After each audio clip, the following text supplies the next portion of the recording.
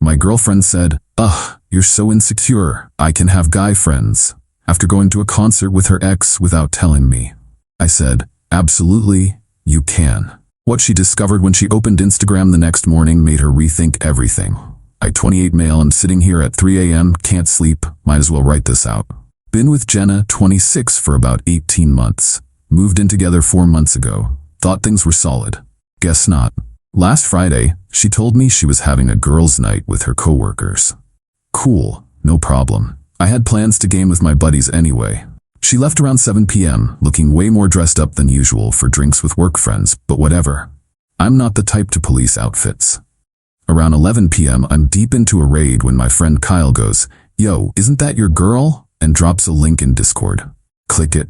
There's Jenna, front row at some indie band concert, posted on the venue's Instagram story. And right next to her, Dustin, her ex, the one she dated for 3 years, the one she swore was completely out of her life. My stomach dropped. But what really got me, in the video, she's got her hand on his shoulder, both of them singing along, looking real cozy. The venue tagged them both. So much for girls' night. I screenshot everything. Didn't text her. Just sat there, numb. She rolled in around 2 a.m., slightly buzzed, chattering about what a fun night she had with the girls. I just said, "Sounds good," and went to bed. Saturday morning, she's making breakfast. I'm having coffee. Casual as possible, I go, "Me, how was the concert?" She freezes, just for a second. Then, "What concert?" Me, "The one you went to with Dustin." "Were you stalking my social media? That's really weird." The venue posted it. Kyle saw it and thought I should know. That's when she went full offense mode. "Oh my God, you're being so insecure. I ran into him there. We didn't plan it." And so what if we did? I can have guy friends. We dated years ago. It means nothing now. You're seriously going to freak out because I watched some music with someone? This is toxic behavior, Tyler. "You told me you were with your coworkers." "I was. He just happened to be there too. I didn't think I needed to report every person I see when I'm out. Do you want me to text you every time I pass a man on the street? Should I wear a body cam?" The sarcasm was thick. She kept going, basically making me feel like I was some controlling psycho for being upset that she lied her plans and spent the evening with her ex. The more she talked, the more I realized this wasn't about the concert. It was about the lying and the gaslighting and making me the bad guy for having completely reasonable boundaries. I didn't argue. Just said, "Me, you're right. You absolutely can have guy friends, my bad." She looked surprised but pleased. Kissed me on the cheek, said she was glad I was working on my insecurity issues. The condescension was unreal. But here's the thing. I wasn't done. I was just getting started. See, Jenna's whole life is her Instagram. She's not an influencer exactly, but she's got like 3K followers and posts these aesthetic photos constantly. Very curated. Very, look at my perfect life. She'd been working on this whole independent woman living her best life brand lately. Remember how the venue tagged both of them? Well, Dustin had reposted the story and added, "Best night with this one," with a bunch of heart emojis, still up on his profile. His girlfriend of 8 months, Becca, had already commented, "Excuse me," by the time I saw it Saturday morning. So Saturday night, while Jenna was in the shower, I did something petty. Maybe too petty. But I was done being gaslit. I made my own Instagram story, 3 slides. Slide 1, screenshot of her text to me Friday saying, "Girls' night, don't wait up." Slide 2, the venue's story showing her and Dustin, his arm around her waist, detail I hadn't mentioned before. Slide 3, simple text, "When girls' night has a plot twist. Good thing I'm working on my insecurity issues." Tagged her, tagged him, tagged the venue, posted it. Then I packed a bag and went to stay with my brother across town. Turned off my phone. Sometimes the best response to gaslighting is just sunlight. Update 1. Holy hell. Didn't expect this to blow up in my friend circle like it did, but here we are. Turned my phone back on Sunday afternoon to absolute chaos. First, the numbers. 184 missed calls from Jenna. 73 texts ranging from "Where are you?" to "Take that down now" to "You're embarrassing me" to "This is so immature" to "Please just talk to me" to "I'm gonna kill you." Real healthy progression there. But the Instagram situation? That's where it got interesting. See, what I didn't know when I posted that story was, 1. Becca, Dustin's girlfriend, was already suspicious and had been going through his phone that morning after seeing the venue's post. 2. She found texts between him and Jenna from earlier in the week planning the concert. including one where Jenna said, "Tyler thinks I'm doing girls' night, lol."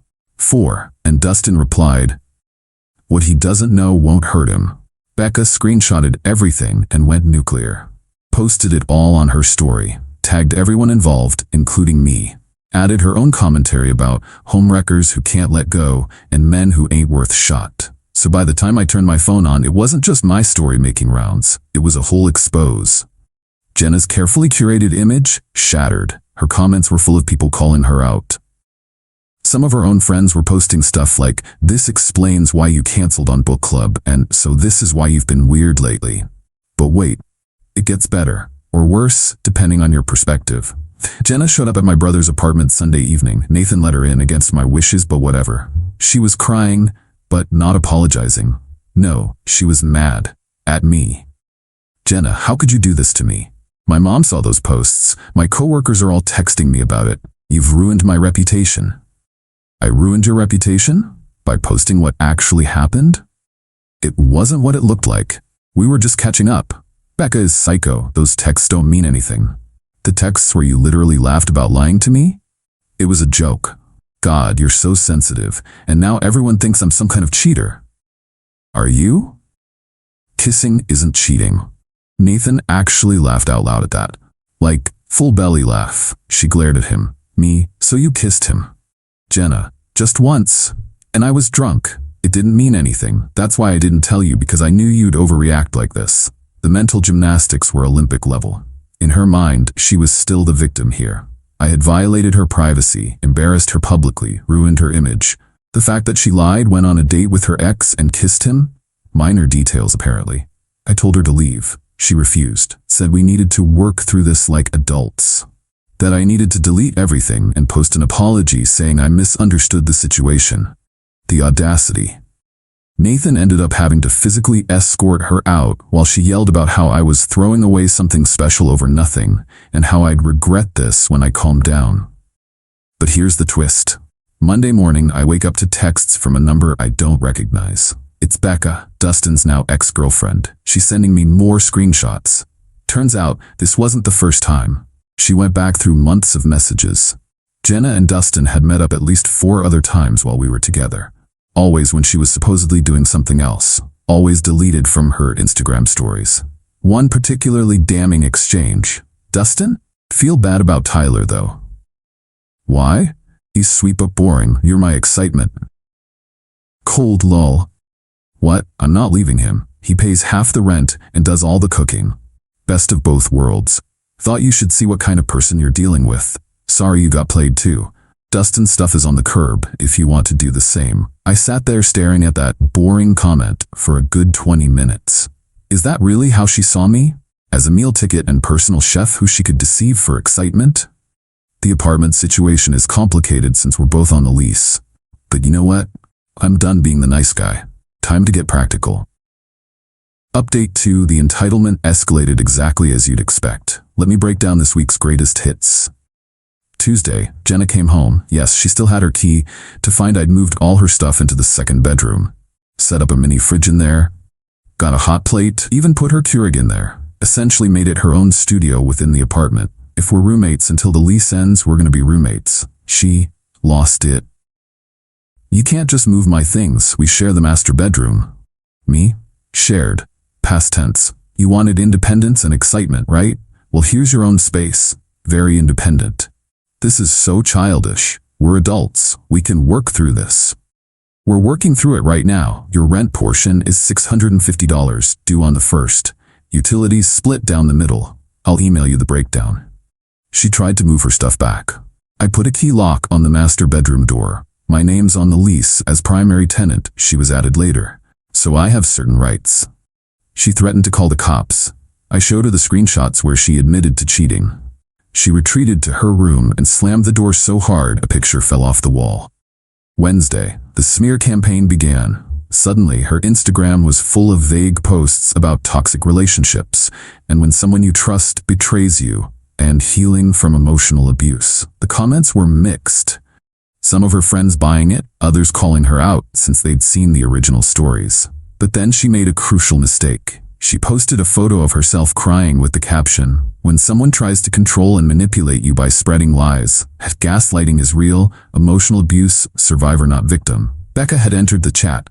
Becca commented with every single screenshot, the concert planning, the previous meetups, the boring comment, all of it. Then she added, "Speaking of gaslighting, this you?" The post was deleted within an hour, but the damage was done. Screenshots were already circulating. Her follower count started dropping. The carefully maintained image was crumbling. Thursday, Jenna's mom, Linda, showed up. This woman, imagine every entitled parent story you've ever read rolled into one person. Pearls, pursed lips, the whole 9 yards. "What you're doing to my daughter is disgusting. She made one mistake." Me, 5. At least 5 that we know of. "Relationships require forgiveness. You're destroying her life over some harmless flirting." Nathan, who was there for moral support. "Harmless flirting includes tongue?" Linda turned red. Looked at Jenna, who suddenly found the floor very interesting. "Regardless, this living situation is unacceptable. You need to move out and let her have the apartment." "No. I'll have my lawyer contact you."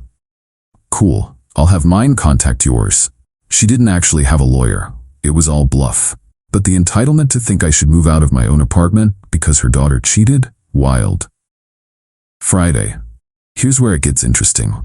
Remember how I mentioned Jenna worked in social media marketing? Well, turns out having your personal social media blow up with cheating drama isn't great for someone whose job is managing other people's online presence. Her company didn't fire her, but her boss had a conversation with her about maintaining professional standards even in personal life. She was removed from 2 client accounts who specifically requested someone else after recent events came to light.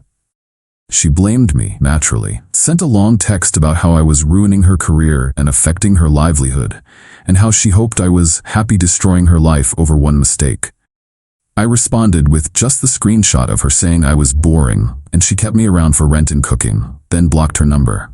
We're living in the same apartment. She can knock on my door if there's an actual emergency. Saturday.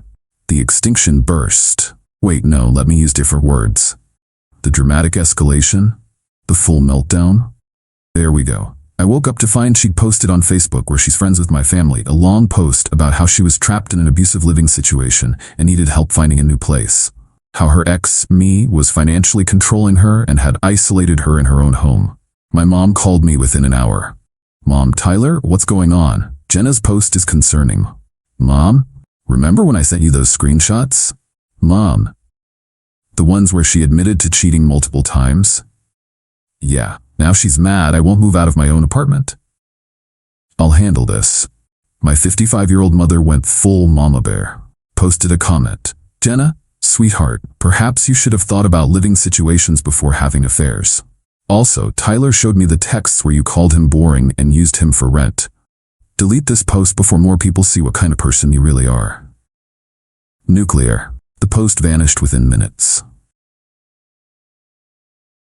The grand finale of this week's entitlement tour. Dustin showed up.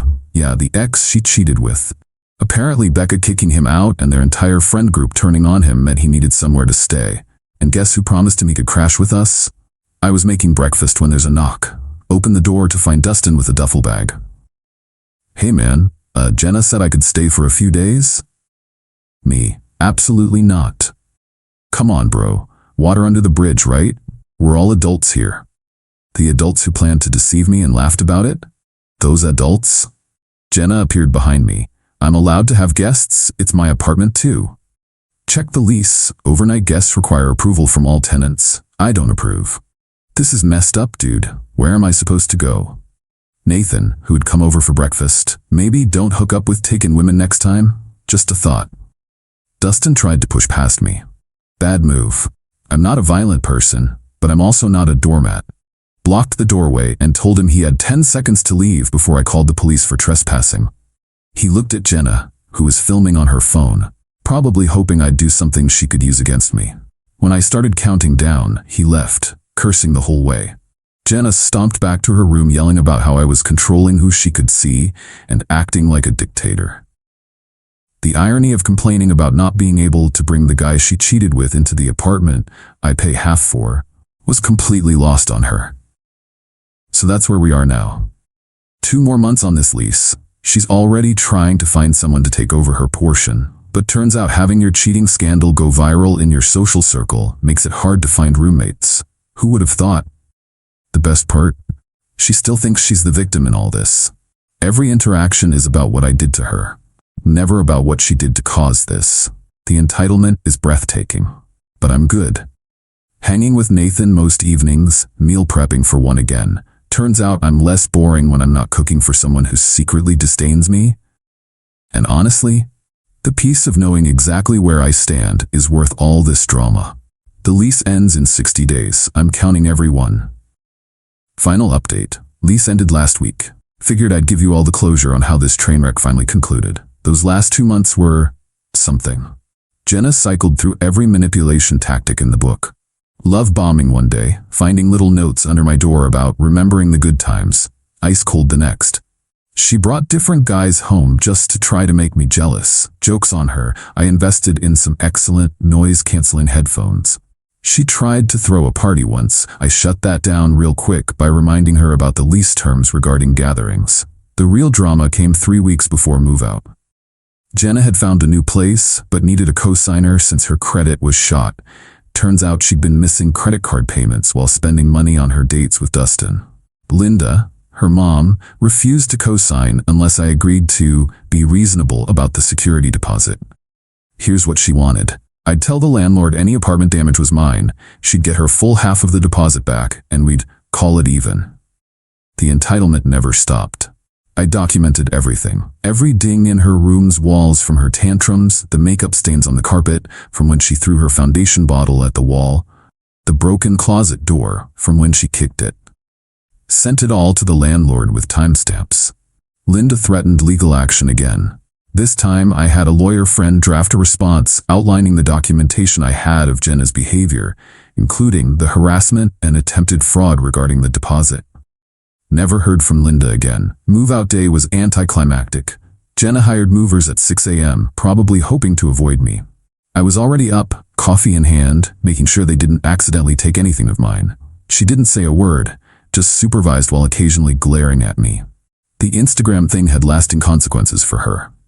Lost about half her followers, and her whole lifestyle blogger side hustle pretty much died. Last I heard, through mutual friends, she was still at her job but no longer on any major accounts. Dustin?